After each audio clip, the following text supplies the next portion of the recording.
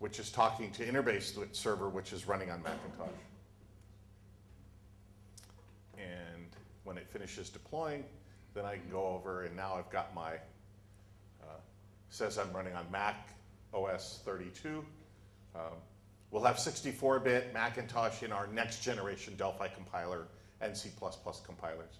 And I'm opening up the database via Interbase on the Macintosh, right? So it's done the right thing to get me to the right database server. I could have changed this code so that it had the IP address of my Windows virtual machine, and then I could have had Mac client talking to Interbase on Windows using DB Express as well. Now let me switch out of here, and let's make sure that, okay, it's stopped. And bring up a couple examples. Well, let's do one, because we want to make sure there's time for questions as well. Is I've got an application for, well, several applications for iOS that show how to do all sorts of low-level things. Anders Olsen on the DevRel team has been blogging. So if you go to blogs.embarcadero.com/AO/ Anders Olsen's blog, he's been blogging about all the different ways to get to the iOS underlying system, the address books, the maps, the GPS, the accelerometer, all those things, and he's giving you all the source code to those examples as well. So one of the examples that he has is a map example, and what it does is you put in an address. He's not encoding it. Could have written the code to do it. You just put it into the form that Google wants in the iOS map operation.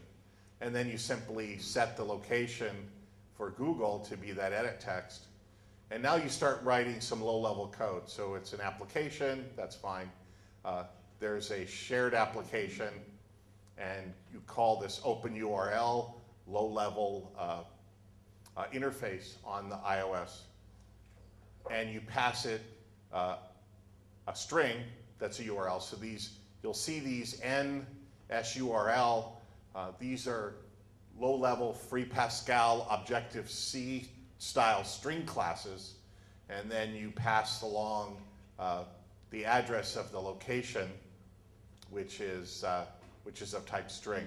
So he's doing a string convert from a traditional string into a Objective-C string, and then calling the OpenURL iOS interface. Now, again, in updates to FireMonkey, we'll add things like a wrapper for all of this stuff, so you won't have to care. You'll have a component, drop it down for map, a component for dialing, a component for opening an arbitrary URL, a component for everything.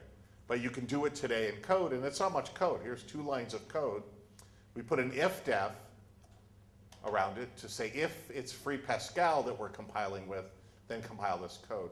And the idea there is that you can test the user interface of your application. The button isn't going to do anything right now, but you can at least work on the rest of the logic of your application in the Windows IDE. And then there's this tool called DPR to Xcode that you run, which takes the MS build project file format and creates an Xcode file format. So you only need to run this generally once on a project in the IDE. But you may have to run it additional times if you do anything that changes the project file in the Delphi IDE. So if you add another unit, you add another form, then you would run DPR to Xcode again to make sure that the Xcode project file is updated. All right? Or if you add some resources, certain resources like your application icon. On Windows, they were stored in the resource part of your project. Now, because of multi-platform support, certain additional traditional resources are stored in the project file. So things like the application icon You can still have Windows resources for Windows apps, that's fine. The resource manager is still there. So whenever you think you've added something that changed something in the project file, you have to run dpr to Xcode. And when we switch to the Macintosh, we load up Xcode, which you can download from Apple. You become an Apple developer, and you can load up projects. So we're here in resolution land. Let's see. It's over here somewhere. Here we go. This is those Macintosh things. So I can, for example, say, let's close this first one, and let's open up another project. So that was, I think it was map. So if we look at the source code, it's still got a unit 1, and all it's got here is my styles, whatever I'm using for styles in FireMonkey, and it's got that edit box button click that takes the text from the edit and calls this open URL in iOS and passes it the address of a string, right, to this routine that converts it to an Objective-C string. And we've got our main program, which is just initialize, create, form, and run. Right. And then in schemes, I've got my iPad connected over here by a USB, right, by a USB cable. And so it knows that my iPad is connected, but I could also use the simulator. And then we do a compile and run. And then at some point in time, after it does the build, so build succeeded. Now it's going to send through the USB cable so that I don't have to worry about the Apple App Store. Here comes the here comes the splash screen, and then that little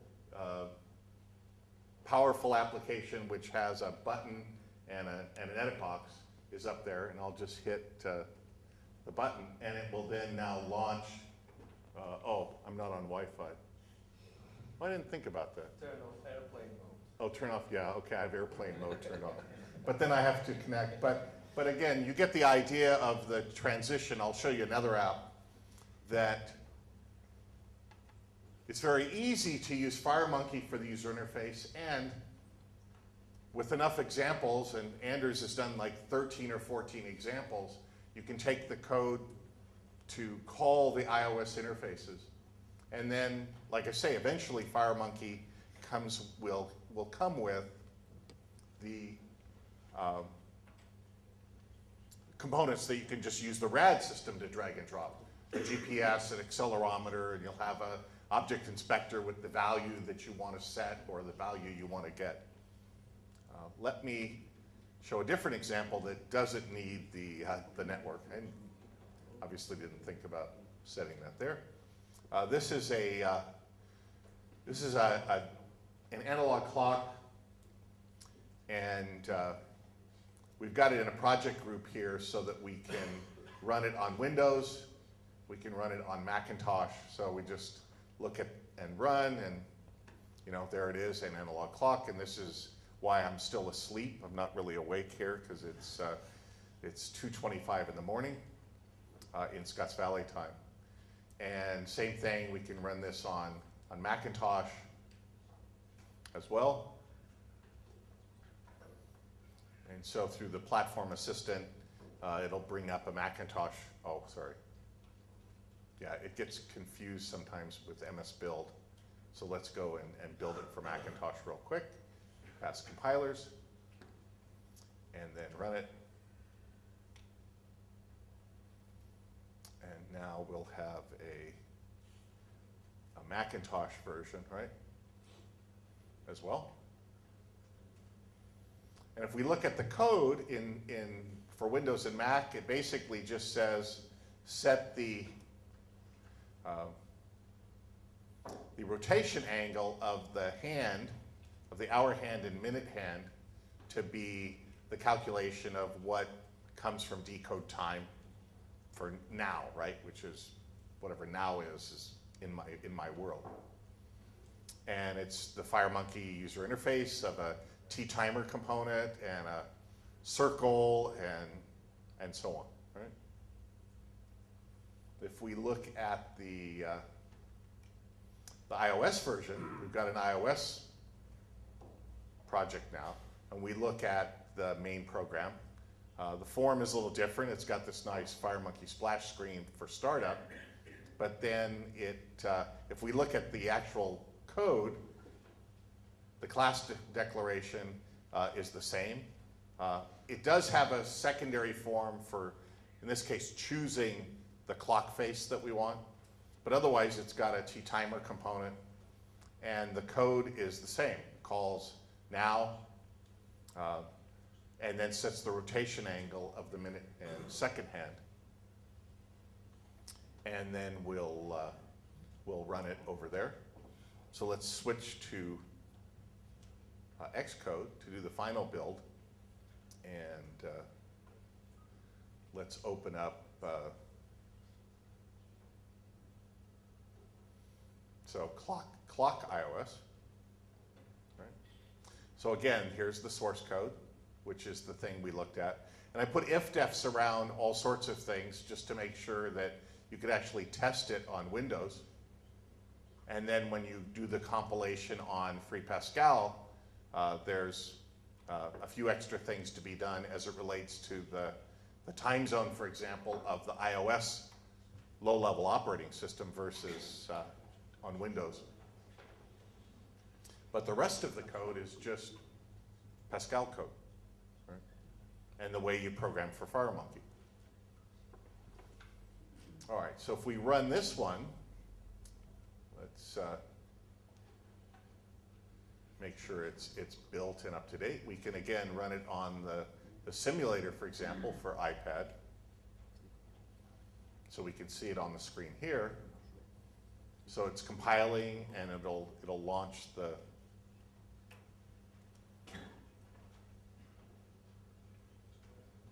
simulator, and it should pop up here. And well, simulator takes a little longer than running on the device itself, but here it comes. So here's the iPad simulator, and there's the clock face, and we can click and say, let's change the clock face, or let's give it a nice looking, Delphi icon, right?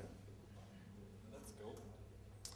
And then we can change this to be my iPad and hit run. And then over on the iPad, eventually, and Anders has been putting some of these applications into the Apple iStore, so there should be more Delphi applications appearing as well. So now here comes the startup splash screen, and you could set the splash screen graphic to whatever you want. And here's the clock running, right? And then this little setup, and we can choose the clock face. Right? So again, the work to be done in demonstrating and building for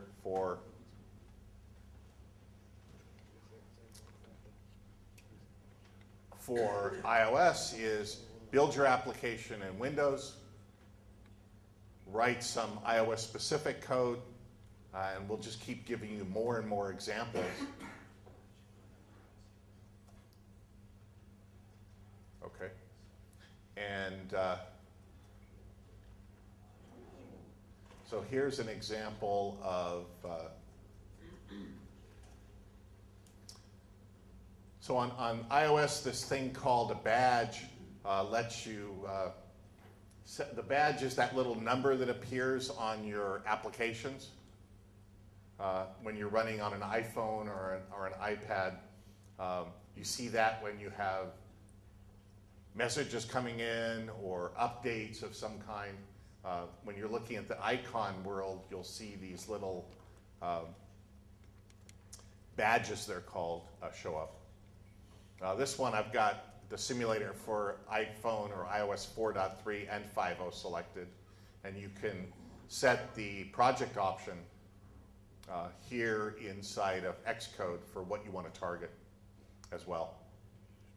And then you have that you can choose, for example, to use the iPhone simulator or iPad simulator. And run it. So in this case, it just, if he's got a user interface, Anders does, that lets you bump the number of badges or little counts that appear next to the icon on the device. And so here we have on the iPad, so for example, get the icon badge number and then bump it by something else. And then if we go and oh, I can't get to that. How do I get back to the?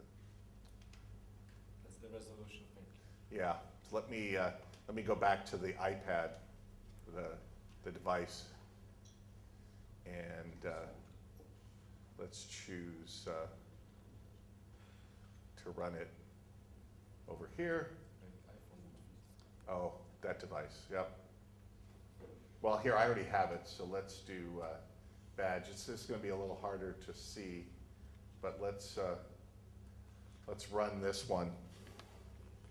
And thanks. So here I've got my iPad, and if I set the badge number to 2, and I come back, then oh, let's make sure I get it. Get icon badge number.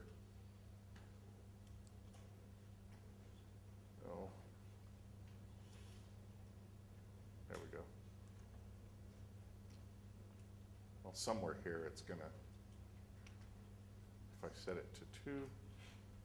Okay, so then you're not gonna see this very clearly, but my little icon now has a 2 on the next above it, saying that there's some information when I want to run that application.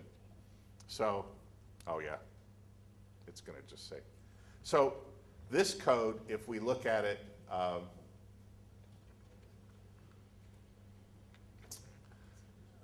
let's see, let's go back here and open up this, the badge code, for example. So there's the interface designed in the IDE, and we're using a sort of dark style. And then if we look at the source code, we've just got buttons and button click, and underneath it's simply called, you just call set application icon badge number, and you set that to some value. Right? So again, all these interfaces are defined inside of a unit called iPhone all. Right? And you add that to your uses clause with an if-def free Pascal. And then all these things are just calls to the low-level operating system with whatever parameters they take. And again, Anders is documenting all of these things. And then in future generations for FireMonkey, we'll have a badge component. And you'll drop that down, a non-visual component, and set property value for badge, and it will just show up as part of your application. So building applications for iOS, do your user interface, your multiple forms inside of the IDE, write code inside the IDE, or share that project and sit in the Macintosh and write code in Xcode. Since it's a shared project, you can move back and forth from the Delphi IDE and the Xcode IDE and do your debugging on Xcode. But eventually, with our next generation compiler for Delphi, you'll sit in the Delphi IDE and do all your development, do your remote debugging with a platform assistant on your iOS device, and do all your programming in the IDE, and use the Delphi compiler for additional platforms in the Delphi IDE. So Delphi is included in RAD Studio. You know, it has all the new capabilities that you've seen and talked about, lots of tools. We include Fast Report for VCL, and the Fast Report company is working on a FireMonkey version of Fast Reports that they hope to have ready before the end of the year as well. So stay tuned for fast report folks. We've got T-Chart for Windows and T-Chart for FireMonkey, T-Chart Lite included as well. And lots of other tools. AQTime, CodeSite, Project Indy. There's still Project Indy work going on for iOS, for example. But some of that's going to wait for our compiler, some of that work. Lots of different editions. Starter to get started, Pro to do everyday work, Enterprise to do multi-tier and SQL database work. Ultimate is DB Power Studio XE Developer Edition plus the Enterprise. If you spend more time on modeling and architecture, then Architect Edition is Enterprise plus ER Studio. And then All Access gives you everything that we have, every language, every database tool. So that's what Delphi XE2 is about. And we now have a little bit of time for questions. I'm not sure exactly how much. A couple minutes. Are there any specific questions? 5 minutes. We have 5 minutes for questions? Okay. Any questions? Or maybe you'll get more questions in the deeper dive sessions. Yes? Will be an IDE version for macOS, or macOS X, running on macOS. Oh, so today the IDE for Delphi is written in a mix of Delphi and VCL and uses the 32-bit compiler. So our hope is to extend and replace the VCL with FireMonkey class, and then we could have an IDE, but there's no current date for an IDE on Macintosh, only because the IDE has a lot of VCL code. It has some .NET code for the modeling, for example, the Database Explorer, but all of that can be replaced. And so in the future, our IDE team work is going to be mostly done out of Spain, out of our R&D center in Spain.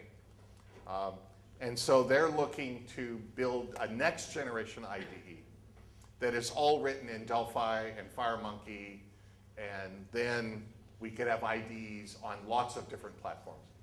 But today, because of the use of VCL all over and some .NET stuff, we're still 32-bit IDE on Windows. But the goal is, yes, is to have an IDE that could run anywhere, just as our compilers will compile for lots of platforms. Other questions? Okay, if not, I want to thank Paweł very much for his things. He's going to be in this room, right? Yeah. Right after this. Live bite. And then we also have to travel off to the other named rooms upstairs. Okay? So thank you again for being here at ITDevCon 2011. And we'll be here today and tomorrow for additional questions if you have them. And thank you to the BitTime folks for having us come over. Thank you very much.